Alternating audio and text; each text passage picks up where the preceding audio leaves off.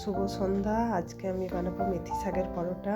তার জন্য এই যে মেথি শাক কুচি, ধনেপাতা কুচি, লঙ্কা কুচি করে নিয়েছি। আদা একটু গ্রেট করে দিয়ে দিলাম, আর দিয়ে দিচ্ছি পরিমাণ মতো নুন আর একটুখানি হলুদ দিয়ে আমি এটা ভালো করে মেখে রেখে দেবো, জল বেরোবে একটু, তারপরে আটা দিয়ে মাখবো। এই যে ভালোভাবে মেখে নিচ্ছি। আমি কুচি করে নিয়েছি শাকটা, এটা দেখাইনি আপনাদেরকে। এই যে দেখুন, রেখে দিয়েছিলাম কিছুক্ষণ, একটু একটু জল বেরিয়ে গিয়েছে। এবার আমি আটা দিয়ে মেখে নেব। এই যে আমি পরিমাণ মতো আটা নিয়ে নিচ্ছি, আর এর সঙ্গে কিছু মশলা দেব। জিরে, ধনে, লঙ্কা শুকনো খোলায় ভেজে গুঁড়ো করে রেখেছি, সেটা দেব। আর একটু জোয়ান হাতে ক্রাশ করে দিয়ে দেব।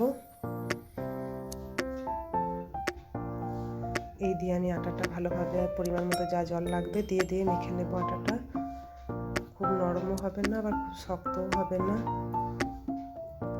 যে ভালোভাবে মিশিয়ে নিচ্ছি আগে শাকের সঙ্গে, তারপরে যতটা জল লাগবে দিয়ে দিয়ে মেখে নেব।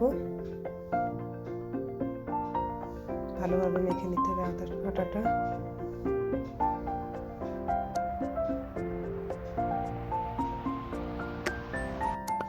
একটু একটু করে জল দিয়ে দিয়ে আমি মেখে নিচ্ছি। এই যে আমার মাখা হয়ে গিয়েছে। এবার একটু আমি সাদা তেল ওপর থেকে দিয়ে দেবো, আপনারা চাইলে ঘিও দিতে পারেন।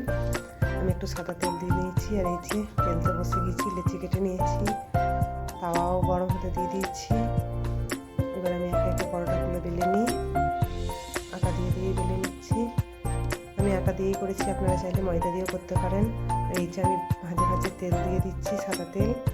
এই যে পরোটার আকারে বেলে নেব, আর ভাজে ভাজে তেল দিয়ে নিয়েছি, এবার বেলে নেব। এরকম করে দিলে পরোটাটা বেশ নরম হয়, আর খেতে তো ভালো লাগেই অবশ্যই। যে এরকমভাবে আমি বেলে নিয়েছি, খুব মোটাও করিনি, খুব পাতলাও করিনি। পরোটাগুলো আমি সাদা তেল দিয়েই করে নেব। ঘি দিয়েও ভালো লাগে, কিন্তু আমি সাদা তেল দিয়েই করব। এই যে একে একে বেলে আর পরোটাগুলো ভেজে নিই। যে আমার পরোটা একটা ভাজা হয়ে গিয়েছে, দেখুন। এই করে আমি সবগুলো ভেজে নিয়েছি। এই যে থালা সাজিয়ে নিয়েছি, করেছি আলুর তরকারি আর পরোটাটা দেখুন কত নরম হয়েছে। আর পুরো তেল দিয়েছিলাম তো, ভাজে ভাজে এমনি ছেড়ে যাবে, পুরো ভাপ বেরোচ্ছে। আর চলুন, টাটা, শুভরাত্রি।